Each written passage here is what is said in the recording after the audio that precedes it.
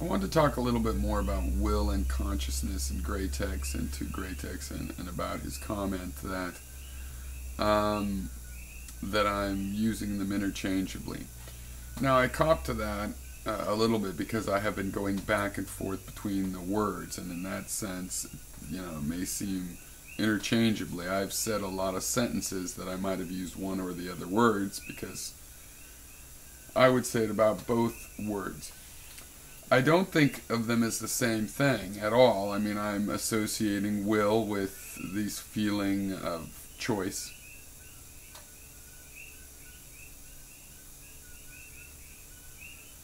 And I associate consciousness merely with being conscious of perceptions. I furthermore make a distinction between consciousness and self-consciousness, that is, introspection and the ability to be conscious of yourself as such, to realize that you are an object, that you can observe yourself. Okay, I think this latter is somewhat of it's a mammal thing, and other animals, but definitely I think mammals show this self-consciousness. So consciousness is really just that you're observing, not that you realize you're an observer. Okay, now I don't think people are talking to me on this subject at a level where the distinction is important, except for that I've been making the distinction to say, well, look, if you're going to deny will to the end of your days, fine. But we still have to ask, where is the origin of the subjective experience? Most of us do not think everything is having a subjective experience. Most people do not think a rock is having a or better example. Let's say we freeze dry you and get all the moisture out of you, and we get your 4 pounds of salt and chemicals that you are, besides the water, whatever it is. I mean, I just made that number up, I forget what it is. 7 pounds.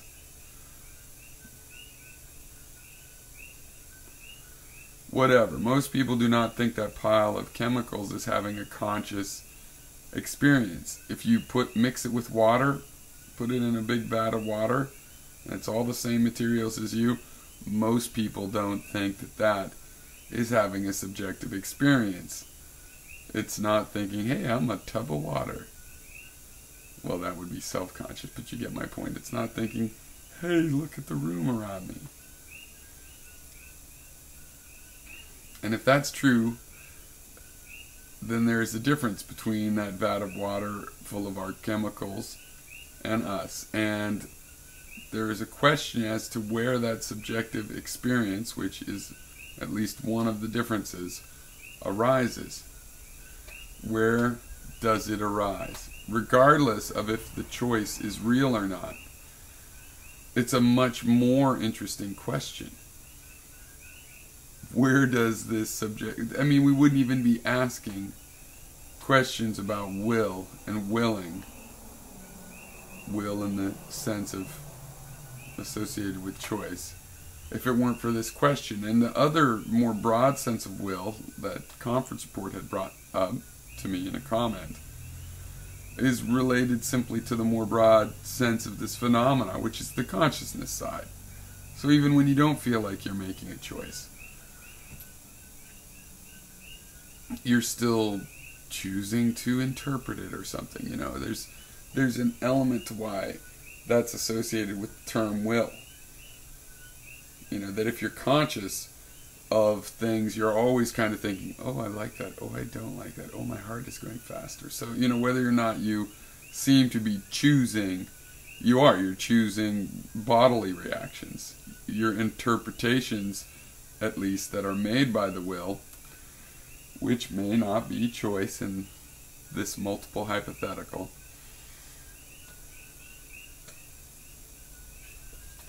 You know, it's like, okay, they aren't choice. Then why is there the subjective experience? Why is there this thing having the illusion of choice? You can't just pretend that doesn't exist without saying, well, I don't think it exists, I don't have one of those, or I do have one of those, but I'm a solipsist and I don't believe you do. you know? So you're not saying any of those things. I know that, or at least I think that, but you're sort of, from my point of view, in a position, well, I guess I'm thinking more conference report at this moment, but let's just say all of you, Great Techs, in general, are self-select, okay?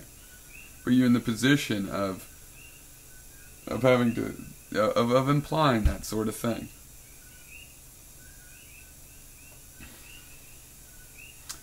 That you don't have a subjective experience. But most people would admit it when it comes down to that, and they start talking about other things. Now, as for traditional definitions like ideas of will, where that means the will has to be conscious, well, that's just lame. We're in the 21st century, aren't we? Screw that, I don't have to adopt those definitions. No way. I'm looking at the physical biology of the human being to make my ideas up.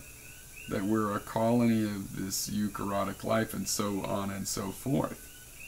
It doesn't matter how a bunch of ancient people thought the body worked. They were fucking nuts with souls and all kinds of shit until just recently. I gotta look at stuff we've discovered in the last 50, 100 years to get up to date on this stuff.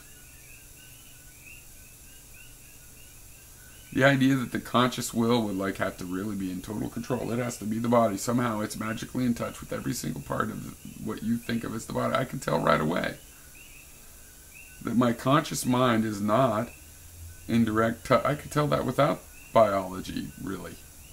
Just from introspection, that my consciousness is not in direct contact with all of the things that that same consciousness considers itself to be. Its finger. I cut my finger. When did that happen? I don't know. I didn't notice it. I just became conscious that it happened right now by looking at it. I can tell that this finger to me is an other, and yet I also can tell I think of it as me. So there you go. Now if I take the biology into account and I know how I collect information in my brain, we can localize this conscious phenomenon to not even the whole brain, just a part of it. We know there's things in the brain it doesn't even know. So that's a done deal. We're not trying to reclaim a godlike status for the conscious mind at all. It's a puppet. It's a justifier. We're investigating this phenomena of choice, however.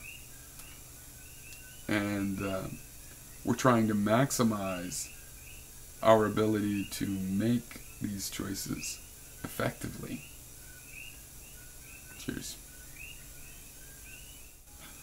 I want to talk about will and homelessness as well a little bit, because I think I'm being a little bit unfairly characterized here, as though I'm saying that the issue is that a homeless person that's involuntary should use their will more. Well, I'll admit I think that's a part of it, absolutely. Do whatever you can. But I was talking about activism. I was talking to and as someone that's not homeless, that cares about problems like that, and the will in question is our will. Do we have the will to solve that problem? I don't think that the person in that situation necessarily is also in a situation to get out of it with their will. I think we need social safety nets and medical, nationalized medicine and things like this in order to address things like that. So it is a question of will. It's primarily a question of our will. I was saying, are we going to just see problems like that and just step over and go, well, that's the way it's got to be, Candide. It's the things are for the best, and because that's the only way. It's the best and worst, I guess. All right. So, yeah, I think that example should be considered, and it might be a touchy example, but that's the way it should be considered, as, incumbent on us, the social structure, the people that are taking part in the social system, to answer the question of, can we do something about this with, yeah, we can. You know, and you want to make it like I'm saying that the homeless people should do something. Well, yeah, hell yeah. Everybody should do something, and they're in a position, and in our system especially, nobody else is going to do anything about it. But what about us? Are we going to do something about it? That's the question. Are we going to say, well, it just has to be that way? Lucky it's not me, I guess. Yeah, I don't think so. We have to answer, yes, it is possible to do better, and then do better. You know, we have to answer it's possible, and then we have to show it's possible. But yeah, that does relate to determinism and will quite a bit.